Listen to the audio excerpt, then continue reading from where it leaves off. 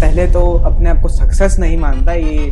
मैंने अभी तक 3 बुक प्रकाशित कर ली है, संकलन विमर्शन और नेचर फिल्म और forever feelings. One word for point, उड़ान। मैं आज तक किसी मोटिवेशन बुक को नहीं पढ़ा और आज तक किसी मोटिवेशनल स्पीकर को सुना भी नहीं। बुओयंट एजुकेशन से पहले एक साथ 50-60 की क्लास हुआ करती थी। मुझे ये लगा कि उस 3 घंटे की क्लास में जो वो पढ़ाते हैं वो मैं 1 घंटे की क्लास में अपने घर से अगर पढ़ सकता हूँ, अगर मेरे ऊपर फोकस किया जाए।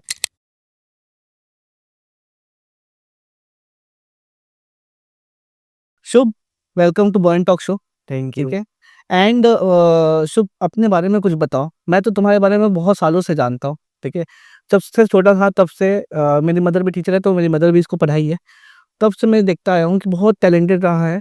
बचपन पे ये विश्वास नहीं करेंगे, लेकिन ये 4-5 साल का रहा होगा, तब से हनुमान चालीसा से लेके सारी चीज़ें इतना रटता रहता था। मतलब मैं अगर बोलूँ तो शुभ एक गॉड गिफ्टेड बच्चा है मेरे लिए। एंड शुरुआत से देखता आया हूँ। आज शुभ मेरे को इतना प्राउड फील हो रहा है कि 10th क्लास में 98.6% लाया है। स्कूल टॉपर तो रहा है, लेकिन बिलासपुर पे भी इसने सेकंड टॉप आई थिंक किया है। तो शुभ, कुछ अपने बारे में बताओ मेरी जनता को। ठीक है। जी, थैंक यू। मेरा नाम शुभ कछवाहा है। मैं अभी क्लास 11th में गया हूँ और जैसा कि सर ने कहा, वैसे क्लास 10th के सीबीएसई रिजल्ट में 98.6% हासिल किया। मैंने अभी तक 3 बुक प्रकाशित करी है। एक संकलन विमर्शन जो सबसे पहली बुक थी मेरी, और ये 2024 में पब्लिश हुई थी संकल्प पब्लिकेशन के थ्रू। और दूसरी 2 बुक्स इंग्लिश की थी, और नेचर फिल्म और फॉरएवर फीलिंग्स। और अभी तीसरी बुक भी आने वाली है जिसका नाम बज़्म है, जो निम्बोली क्रिएटिव्स और निम्बोली पब्लिशिंग के थ्रू पब्लिश होने वाली है।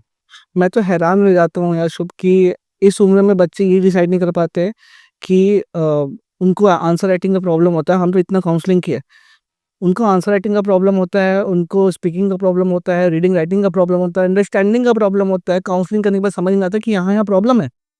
और इस उम्र पे शुभ ने 3-3 बुक्स को पब्लिश कर दिया है। बहुत बड़ी बात है शुभ, कांग्रेचुलेशन। Thank you. है ना।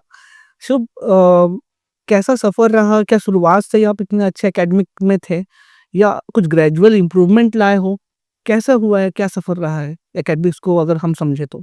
एकेडमिक्स मेरे लिए वैसे ही था जैसे समुद्र में लहर उठती है। मतलब वो उठ के नीचे भी होती थी, कहीं-कहीं मैं नीचे भी हुआ हूँ और कहीं-कहीं ऊपर भी उठा हूँ। तो उस ऊपर-नीचे के तालमेल के साथ-साथ ये 10th का रिज़ल्ट भी आया है। उसी हिसाब से जो पिछले रिज़ल्ट है उनके उनसे अभिप्रेरणा लेकर के कह सकते हैं, या फिर जो भी मेरे वातावरण में शिक्षक थे, जो भी साथ हुआ मेरे, उन सब के अनुरूप, उन सब के फलस्वरूप ही ऐसा रिज़ल्ट आया है।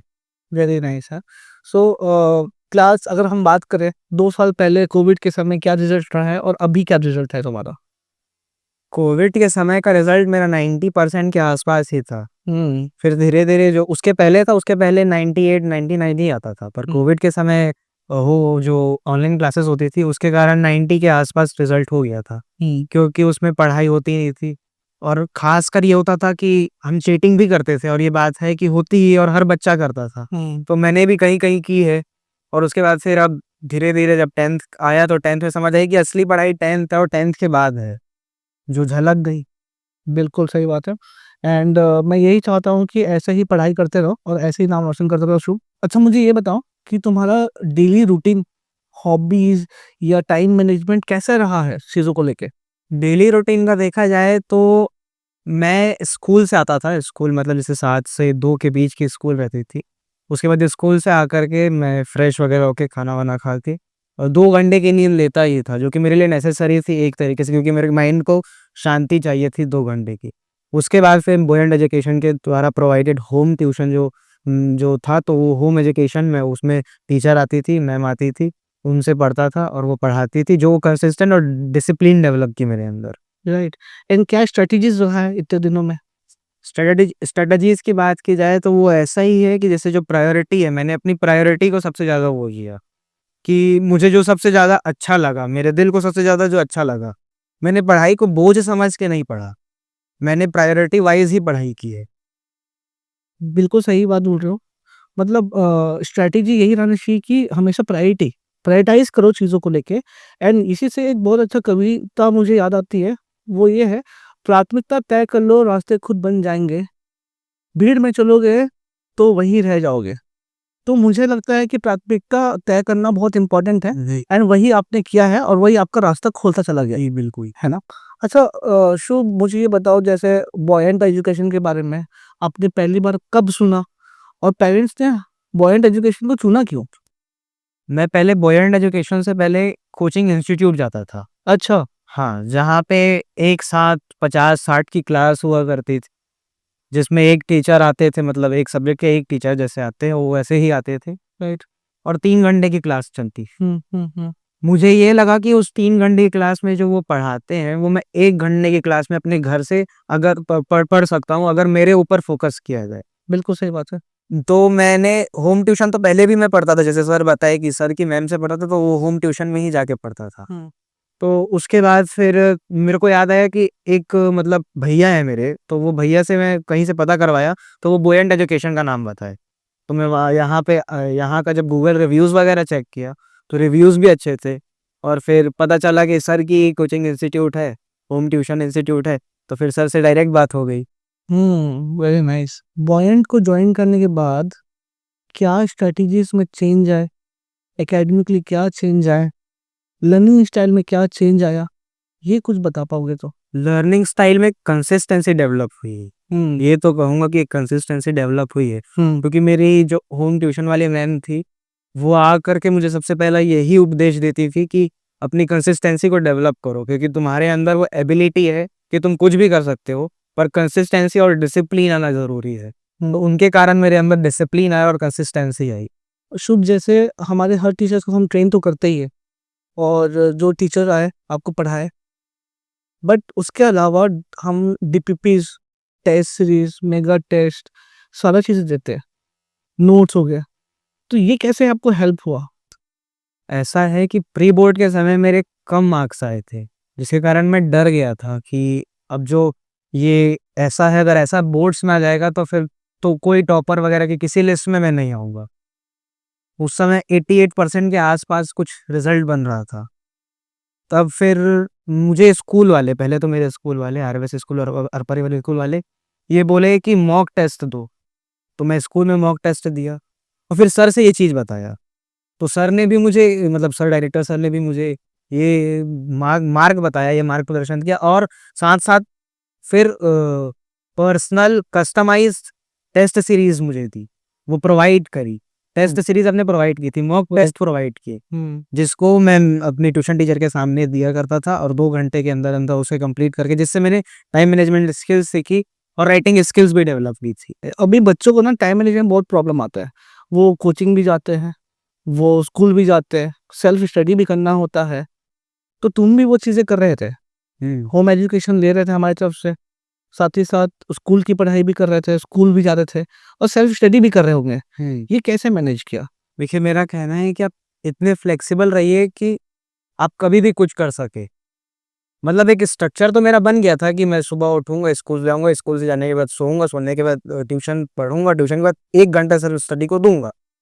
लेकिन अपने आप को इतना फ्लेक्सिबल भी रखा था कि अगर कोई को-करिकुलर एक्टिविटीज़ मेरे पास आती हैं, अगर मेरा मन करता है कि मैं कुछ शायरी लिखूँ, अगर मेरा मन करता है कि मैं कुछ कविता लिखूँ, अगर मेरा मन करता है कि मैं डिबेट के लिए रिसर्च करूँ, तो मैं उससे पीछे भी ना हटूँ। हम्म और जिसके कारण ये हुआ, तो अपने आप को इतना फ्लेक्सिबल रखिए कि आप किसी भी चीज़ में ढल जाएँ। लेकिन फ्लेक्सिबिलिटी रखते समय लोग ये प्रायोरिटाइज करना भूल जाता अगेन तो टाइम टेबल वगैरह कुछ बनाए थे। टाइम टेबल बताया, एक स्ट्रक्चर था और उसे जो डेली जैसे जो नॉर्मल लाइफ रहती है उसमें फॉलो किया जाता था। पर अगर कुछ नया चीज़ आता है जिसमें मेरे को लगता था कि ये मेरी एबिलिटी और मेरे स्किल्स को, मेरे लाइफ स्किल्स को डेवलप करेगा, तो मैं उसमें बिल्कुल पीछे नहीं हटता था कि मैं इस चीज़ को छोड़ दूँ। ये तो बहुत अच्छी बात है मतलब मोटिवेटेड रहते थे हमेशा। जी। तो मोटिवेशन का राज क्या है मतलब how you got the motivation कहाँ से इतना मोटिवेशन मिलता है। अल्लामा इकबाल साहब की एक शायरी है कि गुलज़ार हँस तो बूद न बेगाना वार देख, ये देखने की चीज़ है, इसे बार-बार देख। इसके मानी इसके अलग-अलग है, मतलब जिस भी सिचुएशन में बोला जाए उसके मानी अलग-अलग हैं। पर इस सिचुएशन में, इस प्रश्न के अनुरूप अगर इसके मानी देखा जाए, तो इसके पहले मतलब ये है कि गुलजार है हंस तो बूत, मतलब जो ये गुलजार है, ये बगीचा है, मतलब ये बगीचा यानी दुनिया है, इसको बेगानों की तरह मत देखिए, इसको गैर की जैसे मत देखिए, ये देखने की चीज है, इसे बार बार देखिए। तो इससे ये मतलब निकलता है कि अगर मोटिवेशन आपको चाहिए है तो वो ये आपके आसपास ही है, बस आपको करना क्या है तो उसको देखना है और पकड़ना है, क्योंकि हर एक चीज वो आपके जीवन में हो रही है और प्रति क्षण प्रतिपल वो आपको मोटिवेशन की ओर देता है, ढकेलता है। पर मानव अपने छोटे से दुख और अपने छोटे से रंज को इतना बड़ा बना लेता है कि वो मोटिवेट होना ही छोड़ देता है। उन्हीं शायर का एक शेर है जो मुझे याद आता है मोटिवेशन के समय, कि खुद ही को कर बुलंद इतना कि हर तकदीर से पहले खुदा बंदे से खुद पूछे बता तेरी रजा क्या है, बता तेरी रजा क्या है।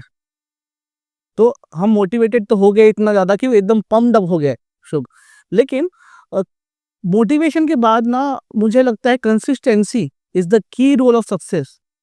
कई बार ऐसा होता है कि कंसिस्टेंसी लोग नहीं निभा पाते, हार्ड वर्क तो बिल्कुल करते हैं लेकिन कंसिस्टेंट नहीं हो पाते। अकॉर्डिंग टू यू कंसिस्टेंसी कितना इंपॉर्टेंट है as compared to hard work? देखिए मेरी भाषा में तो एक सागर के बीच अगर कश्ती को छोड़ दी जाए तो वो कश्ती साहिल को ढूंढने के लिए, साहिल मतलब किनारे को ढूंढने के लिए चलती ही चलती है। बिल्कुल सही। बनारसी साहब का एक शेर है कि चले चलिए कि चलना ही दलीले कामरानी है। दलीले कामरानी मतलब सफलता की पूंजी की दलील है। चले चलिए कि चलना ही दलीले कामरानी है। जो रुक कर ठहर जाते हैं वो मंजिल पा नहीं सकते। सही बात है, क्या बात है। तो कहीं रुकना ही नहीं है, बस चलते चले जाना है, और यही शुभ ने किया, और उसी का रीजन है कि आज ये मेरे सामने बैठकर ये इंटरव्यू दे रहे हैं और 98% रिजल्ट आया है इनका। मोटिवेशनल बुक को, या क्योंकि कवि हो, इतने छोटे उम्र में एक कवि हो, और कोई मोटिवेशनल बुक्स वीडियोस या कुछ ऐसा कुछ फॉलो करते हो किसी को? मैं तो बताया कि मेरे लिए पूरी दुनिया ही मोटिवेशन का स्रोत है। मैं आज तक किसी मोटिवेशन बुक को नहीं पढ़ा और आज तक किसी मोटिवेशन स्पीकर को सुना भी नहीं। पर हाँ, अगर डिमोटिवेटेड फील होता है कहीं कभी किसी कारण, तो कलम उठा ली जाती है, और कलम ही एक आखिरी आशा रहती है कवि के लिए। तो अब जैसे कि बहुत मोटिवेटेड हो गया, पम्प्ड अप हो गया है शुभ, ठीक है, तो इसके बाद एक क्वेश्चन आता है मेरे मन पे कि कुछ ऐसे सक्सेस टिप्स वगैरह बताओ क्लास 6 to 12 के बच्चों के लिए, ताकि वो भी कुछ इम्प्लीमेंट करें। मैं पहले तो अपने आप को सक्सेस नहीं मानता, ये 10th के रिज़ल्ट को एक सक्सेस के नज़रिए से देखना वो नहीं है, पर एक माइलस्टोन के रूप में देखा जा सकता है। पर अगर आप चाहते हैं कि कुछ टिप्स बताई जाए, सक्सेस की नहीं पर कुछ टिप्स बताई जाए, तो पहला तो ये है कि इंसान को, किसी भी इंसान को खुद के ऊपर इतना भरोसा करना चाहिए जितना वो भगवान के ऊपर करता है। सही बात है। क्यों? क्योंकि भगवान के पास अगर उसे बिगाड़ने की शक्ति है, उसको संवारने की शक्ति है, तो उस खुद इंसान के पास खुद को बिगाड़ने की भी शक्ति है उतनी। बिल्कुल सही बोल रहे हैं। इसलिए उसको खुद के ऊपर भरोसा उतना ही करना चाहिए जितना वो भगवान के ऊपर कर रहा है, और उस प्रकार से, उसी अनुरूप से कर्म निहित होना चाहिए, कर्म करने चाहिए। बिल्कुल सही बोल रहे हैं। परंतु ऐसा भी है कि खुद के ऊपर इतना भरोसा नहीं कर लेना चाहिए कि वो कश्ती ही डूब जाए। और एक और अगर टिप देखी जाए तो ये है कि मानव प्रतिपल प्रतिक्षण कुछ ना कुछ ग्रहण करता है। मतलब जैसे हम श्वास ग्रहण करते हैं, मतलब जैसे हम सांस लेते हैं, तो कुछ ना कुछ प्रतिक्षण वो ग्रहण करते रहता है अपने जीवन में, जब तक उसकी अंतिम श्वास ना चले, छूटे। तो वो कुछ ना कुछ ग्रहण करते रहता है और उसे उस चीज का अनुभव होते रहता है। और मानव को यह चीज जानना चाहिए कि जीवन में अगर कुछ महत्व रखता है तो वह मार्क्स नहीं है, वह नंबर नहीं है, वह उसका अनुभव है। वह उसका अनुभव है जो उसे उसके वातावरण से मिल रहा है। एंड हम यही अनुभव की बात करते हैं, यही एक्सपीरियंस की बात करते हैं जो हम बॉयंट एजुकेशन के थ्रू लाना चाहते हैं शुभ जी। हम यही चाहते हैं कि हर एक गली तक क्वालिटी एजुकेशन पहुँचे, लोगों का एनवायरनमेंट बदले, लोगों को स्ट्रेंथ और वीकनेस जाने, और उसके फलस्वरूप हम उसके काउंसलिंग करके हम उसका रिजल्ट का डेवलपमेंट और ग्रोथ करवाएं। हमारा भी यही मोटिव है। बिल्कुल सही बोल रहे हैं। तो शुभ, हो गई थोड़ी सी एकदम मोटिवेशन की बातें एंड ये सारी चीज़ें। अब थोड़ा सा क्विक राउंड करते हैं, ठीक है? ओके। तो पहला क्वेश्चन है, फेवरेट सब्जेक्ट क्या है तुम्हारा? Social science. सोशल साइंस क्यों यार? पॉलिटिकल साइंस और हिस्ट्री में पहले से ही मतलब बचपन से ही वो हाँ। रहा है कनेक्शन। शुरुआत से अच्छा लगता हाँ है। एकदम। चलो बढ़िया है। One word for buoyant. उड़ान। ओह नाइस, छू गया। One thing you will miss about buoyant. Home teacher जो आती थी और मतलब उनके अंदर बिल्कुल। सब कुछ मिला मेरे को, बिल्कुल बिल्कुल टीचर से लेके फैमिली तक का। सही बात है। होम टीचर एंड साथ ही साथ एक नया टीचर, उसके लिए रेडी होना है। Your dream career in one word. UPSC. अच्छा, तभी वो तुम्हारा सोशल साइंस फेवरेट है। ठीक है, हमने बात भी की थी यूपीएससी के बारे में। वन थिंग मुझे ये बताओ कि स्टूडेंट को स्टॉप कर देनी चाहिए। देखिए मेरे हिसाब से अगर किसी चीज़ को कुछ चीज़ रोकना है, मतलब अगर स्टूडेंट की बात है जो सीख रहा है, तो मेरे स्कूल के डायरेक्टर सर जो मेरे मार्ग प्रदर्शक रहे हैं और मतलब मेरे लिए बहुत सम्मानीय, और मेरे जीवन में अगर किसी का सबसे ज़्यादा वो है तो उनका माना जा सकता है। तो उन्होंने ये कहा है और उसका मैं अनुसरण भी करता हूँ, और मैं कहता हूँ कि सभी को अनुसरण करना चाहिए कि कुछ भी अच्छी चीज़ अगर वो आपके शैक्षणिकता पर, मतलब आपके एकेडमिक्स पर, स्पोर्ट्समैनशिप पर, या आपकी जिस भी स्किल्स है, आपकी जो भी स्किल्स, अगर उस पर बुरा असर डाल रही है तो वो बुरी है। और अगर कोई भी बुरी चीज़ जो समाज कहता है, जो दूसरे कहते हैं, अगर कोई भी बुरी चीज़ आपके पढ़ाई पर, आपके शैक्षणिकता पर, आपके स्पोर्ट्समैनशिप पर, आपके स्किल्स पर कोई असर नहीं डालती, नेगेटिव असर नहीं डालती है, तो वो बुरी नहीं है। सही बात है। और अच्छाई और बुराई जो है बड़ा रिलेटिव टॉपिक हो जाता है कई बारी।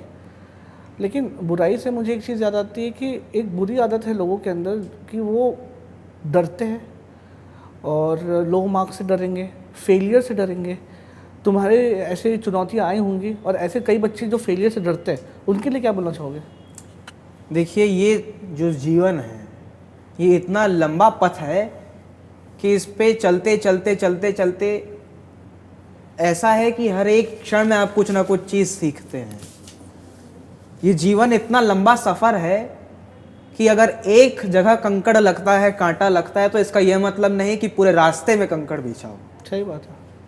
तो जो जीवन पथ है उस पर अगर एक कांटा लग जाए तो उसका ये मतलब नहीं है। और लो मार्क्स का क्या है, ये 10th का मार्कशीट था, मतलब 10th के अभी मार्कशीट, 12th के सब, हर एक कॉलेज का एक अलग एंट्रेंस एग्जाम होता है। बिल्कुल। 10th के एग्जाम का मार्कशीट कुछ काम नहीं आने वाला, केवल 10 दिन बस जिसके अच्छे मार्क्स आए हैं वो फुले रहेगा, और जिसके कम मार्क्स आए हैं वो थोड़े उसमें रहेगा। क्षण भर की चीज़ें होती हैं। क्षण भर की चीज़ें हैं, पर सबसे ज़्यादा अगर जीवन में कुछ महत्व रखता है तो वो है अनुभव, और अनुभव के बिना जीवन निरर्थक है।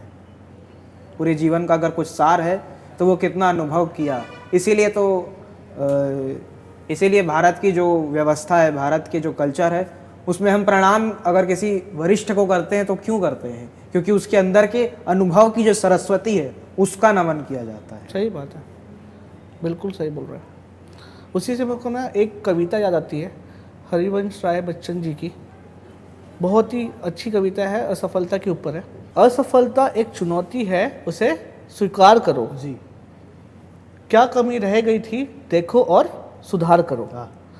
जब तक ना सफल हो नींद चैन को त्यागो तुम। जब तक ना सफल हो नींद चैन को त्यागो तुम। संघर्ष का मैदान छोड़कर मत भागो तुम। वाह। संघर्ष का मैदान छोड़कर मत भागो तुम। कुछ किए बिना ही जय जयकार नहीं होती। कोशिश करने वालों की हार नहीं होती, हार नहीं होती। इसी एक कविता के अनुरूप अल्लामा इकबाल साहब का ही एक शेर है कि मतलब इसके भी कई मायने हैं, क्योंकि शायरी की दुनिया में अगर कोई लिखता है शेर तो उसके एक मायने हो या एक मानी हो तो वो ऐसा नहीं होता, उसके कई मानी निकलते हैं। तो इसका एक ये मानी है, मतलब इसका भी एक जो शेर है कि माना के तेरे दीद के काबिल नहीं हूँ मैं। बढ़िया। माना के तेरे दीद के काबिल नहीं हूँ मैं, तू मेरा शौक देख मेरा इंतज़ार देख। तू मेरा शौक देख मेरा इंतज़ार देख।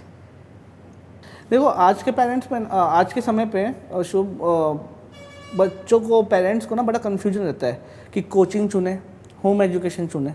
आजकल होम एजुकेशन का अवेयरनेस ज़्यादा बड़ा नहीं है, लेकिन क्या सही लगता है और क्यों? देखिए ऐसा है कि प्रत्येक कंकड़ के अंदर एक रत्न होता है। Unique strength and unique weaknesses. हाँ, हर एक कंकड़ के अंदर एक रत्न होता है, बस समय होता है कि उस कंकड़ उस पत्थर में से उस रत्न को निकाल के बाहर लाए। और वो पत्थर को किस प्रकार से तोड़ा जाए, या कुम्हार जब किसी घड़े को बनाता है तो उस घड़े का क्या रूप रहेगा वही जानता है, क्योंकि वो जानता है कि ये मिट्टी कैसी है। धुरधुरी मिट्टी है तो उसको किस अनुपात में किस चीज़ के साथ मिला करके घड़ा बनाया जाएगा। तो वैसे ही हम हैं, हम केवल मिट्टी हैं और हमें एक गुरु चाहिए, एक शिक्षक चाहिए जो हमारे अंदर को परखे और परख के वो निकाले, हमारे अंदर के हीरे को निकाले। तो बस होम एजुकेशन, स्कूल के कुछ टीचर्स यही करते आए हैं मेरे जीवन में। तो और बोयेंट एजुकेशन भी ऐसा ही किया, जो मेरे अंदर के हीरे को निकालने में मेरी बहुत मदद की। राइट। और मुझे लगता है ना कि हर बच्चे में बेटा यूनिक स्ट्रेंथ और वीकनेस होती है। सभी बच्चे समान रूप से नहीं होते हैं, एंड इस वजह से हमारा टेस्ट सीरीज भी जो है वो ऐसे ही है, कस्टमाइज टेस्ट सीरीज। जी। जो तुम्हारे लिए बनेगा वो किसी और के लिए नहीं, और किसी और के लिए नहीं। तुम्हारा जो स्ट्रेंथ है, जो तुम्हारा वीकनेस है, उसी के हिसाब से हमारा टेस्ट सीरीज कस्टमाइज रहता है। और मुझे हम लोग पहले, मैं खुद 12 साल से एक टीचर हूँ फिजिक्स का, मैथ्स का। मैं खुद जानता हूँ, जब मैं 40-50 बच्चों को पढ़ाता था तो मुझे लगता था कि मैं सब बच्चों को ठीक से जान नहीं पाया हूँ। सब बच्चों के तक जानना बहुत मुश्किल काम है। तो इसलिए हम होम एजुकेशन को भी स्टार्ट किए, ताकि एक एक बच्चों पे एक एक गुरु जाए और उस पर फोकस करे, उसके अंदर का जो भी स्ट्रेंथ वीकनेस है जान के सही डायरेक्शन दे। डायरेक्शन पे चलना कोच का काम होता है, डायरेक्शन देना, लेकिन डायरेक्शन में काम करना तो आप ही काम रहेगा। देखो, डायरेक्शन से मुझे एक चीज़ और याद आती है शुभ, कि 10th के बाद ना बच्चों को बड़ा कन्फ्यूजन रहता है कि कौन से स्ट्रीम पे जाए। तो तुम्हारा जैसे करियर काउंसलिंग मैं किया हूँ, तो मुझे पता है उससे बहुत क्लैरिटी आती है दिमाग पे। करियर काउंसलिंग कैसा रहा तुम्हारा मेरे साथ, और उसमें क्या सीखने के लिए मिला? अच्छा ही था, मतलब एक मार्ग मिल गया, जिस मार्ग में मुझे मतलब एक जो कोहरा छाया हुआ था मार्ग से, वह छट गया समझिए। और क्या चूज़ कर रहे हो? Humanities. Humanities, going for UPSC. जी। Yes, very nice. तो एक डायरेक्शन मिल जाता है, एक करियर पाथ मिल जाता है कि करियर को आगे कैसे बढ़ाया जाए। शुभ, एक बहुत अच्छा इंटरव्यू हुआ है, एक बहुत अच्छा पॉडकास्ट शूट हुआ है मेरे तुम्हारे साथ, ठीक है। एंड मैं यही उम्मीद करता हूँ कि आगे का फ्यूचर बहुत ब्राइट हो बेटा, और मैं तुमको एक IAS ऑफिसर बनना हुआ देखना चाहता हूँ आने वाले फ्यूचर पे। अंतिम की कुछ लाइन, क्योंकि एक कवि हो, एक बहुत अच्छे पोएट रह चुके हो, बुक्स लिखा है, क्या कवि के रूप में, ऐसे नॉर्मल नहीं एंड होना चाहिए, कुछ कविता के रूप में क्या बोलना चाहते हो, बता दो। मेरी आने वाली बुक बज़्म है, तो उसी में से एक गज़ल सुना देता हूँ इस इंटरव्यू के दौरान। मतलब जो मोटिवेशन और जो भी सीख है, तो उसमें एक अच्छी गज़ल है इसके मुद्दे के अनुसार, तो चाहूँ तो सुनाऊँ? बिल्कुल यार, बिल्कुल जी। तो ऐसा है, अर्ज़ है कि मेरी है नहीं मंजिल, रुकना नहीं चलना है, हारी नहीं है महफिल, रुकना नहीं चलना है। ओहो, बढ़िया। तूफान के आने से रुक जो गई है कश्ती, तूफान के आने से रुक जो गई है कश्ती, अब ये फना, फना यानी बर्बादी, बर्बादी, अब ये फना बातिल, रुकना नहीं चलना है। जाहिद, जाहिद मतलब जो पुजारी समझ लीजिए, मतलब जो उपदेशक होता है, धर्मोपदेशक, उसे वह कहते हैं। जाहिद तो सितारों के गिरने की खबर देता, जाहिद तो सितारों के गिरने की खबर देता है। तुझको है चमक हासिल, रुकना नहीं चलना है। ठाना तू तो भीतर से हीरे भी निकाल धरेगा, ठाना तू तो भीतर से हीरे भी निकालेंगे, क्या ही है बता मुश्किल, रुकना नहीं चलना है। इन छोटे से जख्मों से हस्ती पे न कुछ होगा, इन छोटे से जख्मों से न हस्ती पे कुछ होगा, इतना तो ये सहता दिल, रुकना नहीं चलना है। क्या दर्द क्या है धोखा, क्या दर्द क्या है धोखा, क्या जख्म क्या है आंसू, वाह, जीवन में ये सब शामिल, रुकना नहीं चलना है। बिल्कुल। पत्थर तो ज़रूरी हैं, हो राहे सफ़र में शुभ, राहे सफ़र यानी सफ़र के पथ में, पत्थर तो ज़रूरी हैं, हो राहे सफ़र में शुभ, पीछे ही रुके बुझदिल, रुकना नहीं चलना है, रुकना नहीं चलना है, और यूं ही चलते रहेंगे शुभ, ठीक है, तुम और मैं। और मैं यही उम्मीद के साथ इस पॉडकास्ट को एंड करता हूँ कि आपका करियर बहुत अच्छा ग्रो करे। And thank you so much इस पॉडकास्ट में आने के लिए। ये थे हमारे साथ शुभ कछवाहा, जो क्लास 10th के आरविस स्कूल के स्टूडेंट थे। इन्होंने 98.6% लाया था एंड बहुत ही अच्छा पॉडकास्ट गुजरा मेरे साथ। Thank you so much.